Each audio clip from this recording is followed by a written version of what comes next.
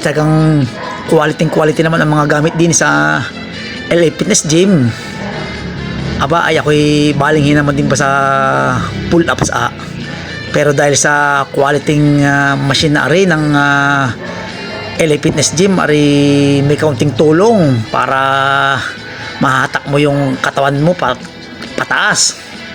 Aba, ay pag ari hindi machine ang gamit, ay ako'y hindi ko maangat yung katawan ko.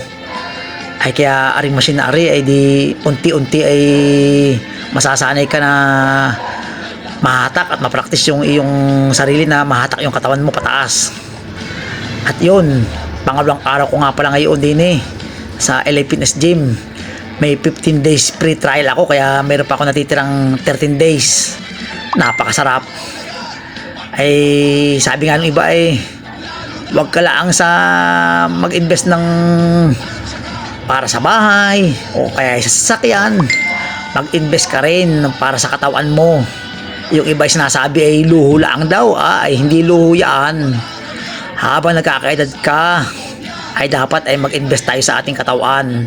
Aba, ay kailangan natin yan dahil habang nagkakaedad tayo ay dapat iniiwasan natin na magkaroon tayo ng mga kung ano-anong sakit. At syempre dapat ay palakasin natin ang ating katawan. Aba, ay mahirap na aanin mo ang iyong mga naipundar kung ikaw naman ay puro sakit, o kaya ay wala ka nang naipundar, wala ka nang kwarta, ay may sakit ka pa. Kaya habang kaya pa ay magpalakas.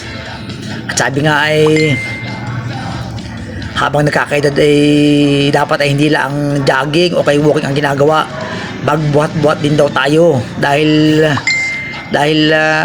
habang nakakaedad ay nagkakaroon tayo ng muscle wasting. Ay kaya dapat ay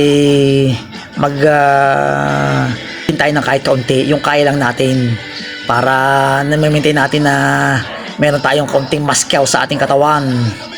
Kailangan natin yan pag tayo nagkakaedad.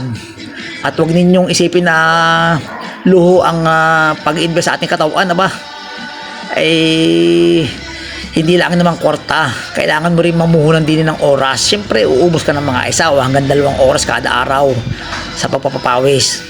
Ay kailangan yan para habang nagkakaedad tayo ay na-enjoy natin yung ating pagtanda, na wala tayong sakit, na kaya pa nating gawin yung mga pwede nating magawa pa.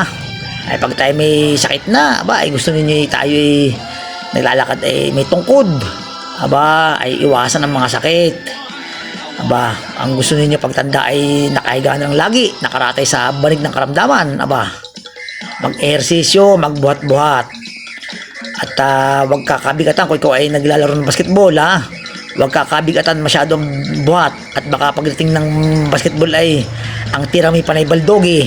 Aba, dami pa naman mga perfect na varsity. Kaunting salalaang o kay sablay ng tira ay baldogi agad ang tawag, ikakahiya.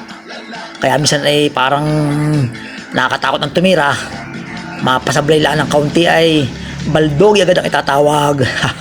Tapos ay babasagin ka pa sa GC, kakahiya. Kaya ensayo pagbubuhat, ensayo sa pagja-jogging at paglalaro ng basketball. Aba, kung yan ang nakahiligan mo ay masarap naman, madami ka naging kaibigan. Kaya ingat-ingat sa ating katawan habang nagkakaedad. Ingatan ang inyong katawan. Aba, hala siya sa susunod uli, LA Fitness Gym kay Dio at kay paring Danilo Blas, aba, sa ipinahiram na 15 days free trial, Rapsa.